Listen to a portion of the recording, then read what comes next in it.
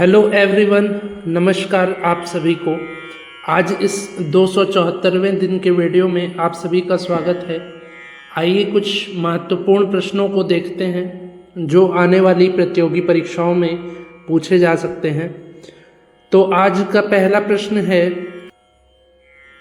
निबद्ध गान का प्रकार है प्रबंध, वस्तु, रूपक। ये तीनों निबद्ध गान के प्रकार हैं, प्रबंध, वस्तु और रूपक। दूसरा प्रश्न है, अनिबद्ध गान के प्रकार हैं प्राचीन आलाप और आधुनिक आलाप। ये आलाप के प्रकार हैं, ये दोनों अनिबद्ध गान के प्रकार हैं। ठीक है, अनिबद्ध गान के प्रकार हैं प्राचीन आलाप और आधुनिक आलाप। तीसरा प्रश्न है, स्वर, पद, ताल और मार्ग से बना गीत कहलाता है। स्वर, पद, ताल और मार्ग, इन चारों चीज़ों से बना हुआ गीत जो है वो राग कहलाता है। चौथा प्रश्न है, कल्याण, भैरव, भैरवी, मल्हार, इन चारों में थाट नहीं है। तो कल्याण थाट है, भैरव थाट है, भैरवी थाट है और मल्हार जो है वो अंग होता है जिसको वर्षा ऋतु में गाया जाता है। ठीक है, तो मल्हार अंग है और ये तीनों कल्याण, भैरव, भैरवी थाट हैं। तो इसमें पूछा है चारों में से थाट नहीं है, तो मल्हार जो है वो थाट नहीं है। इसके बाद पांचवा प्रश्न है, राग भूपाली का थाट है। राग भूपाली कल्याण थाट से जन्मा है, इसलिए इसका थाट है कल्याण थाट। छठवां प्रश्न है, राग भूपाली का गायन समय है।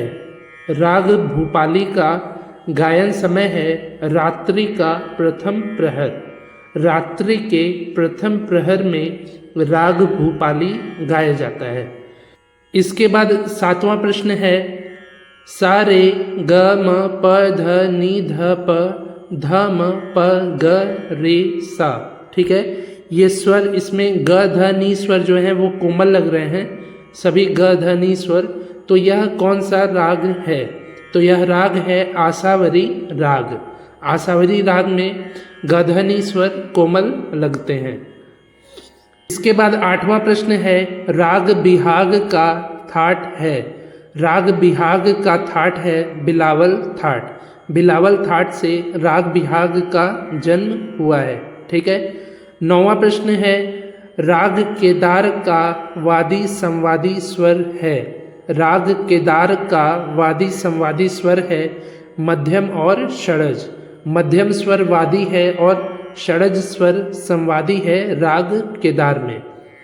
10वां प्रश्न है, धमार गीतों में मुख्य रूप से वर्णन मिलता है। धमार गीतों में मुख्य रूप से वर्णन मिलता है होली गीत का। राधा कृष्ण जी की होली का विशेष जो वर्णन है वो धमार गीतों में दिखाई देता है। इसके बाद 11वां प्रश्न है, राग भूपाली का वादी संवादी स्वर है। राग भूपाली का वादी और संवादी स्वर है गंधार और धैवत स्वर। गंधार स्वर राग भूपाली का वादी स्वर है और धैवत संवादी स्वर है। इसके बाद 12वां प्रश्न है, नौहार वाणी के प्रवर्तक हैं। श्री चंद जी नौहार वाणी के प्रवर्तक हैं। 4 वाणियाँ हुई हैं ध्रुपद की, डागुर, खंडहार, नौहार और गोबरहार। ठीक है, तो इसमें जो नौहार वाणी है उसके प्रवर्तक हैं श्री चंद जी। इसके बाद 13वां प्रश्न है, गोबरहार वाणी के प्रवर्तक हैं। गोबरहार वाणी के प्रवर्तक हैं मियाँ तानसेन जी। मियाँ तानसेन जी गोबरहार वाणी के प्रवर्तक हैं। 14वां प्रश्न है, खंडहार वाणी के प्रवर्तक हैं। सम्मोहन सिंह जी खंडहार वाणी के प्रवर्तक हैं। ठीक है, इनको राजा सम्मोहन सिंह जी भी कहते हैं। ये खंडहार वाणी के प्रवर्तक हैं। 15वां प्रश्न है, डागुर वाणी के प्रवर्तक हैं। डागुर वाणी के प्रवर्तक हैं ब्रजचंद जी। ब्रजचंद जी डागुर वाणी के प्रवर्तक हैं। इसके बाद 16वां प्रश्न है, ठुमरी शैली गायन के लिए प्रसिद्ध घराना है। ठुमरी शैली के गायन के लिए प्रसिद्ध घराना है लखनऊ घराना और बनारस घराना।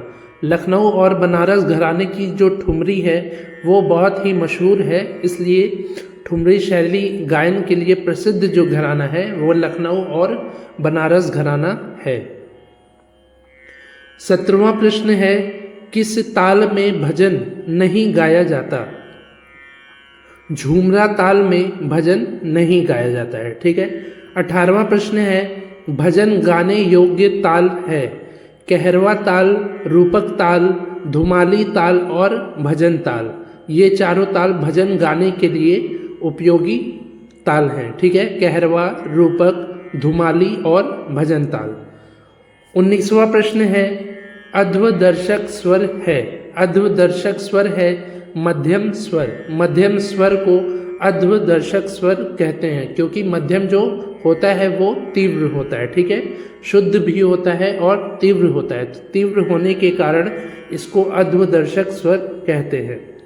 आखिरी प्रश्न है, चाटी और गोटे के बीच का स्थान कहलाता है। चाटी और गोटे के बीच का स्थान जो है वो कहलाता है लव। ठीक है। बीच में जो काला भाग है उसको स्याही कहते हैं और सबसे किनारे का भाग, किनार का भाग, उसको चाटी कहते हैं। तो इन दोनों के जो बीच में जो भाग होता है उसको लव कहते हैं। ठीक है। तो ये हो गए आज के 20 महत्वपूर्ण प्रश्न। उम्मीद है आपको समझ में आया होगा। यदि समझ में आया हो तो आप हमको लाइक करके भी बता सकते हैं। ठीक है। आज ये 274वें दिन का वीडियो है। इसके पहले मैंने 273 वीडियोस को बनाया है।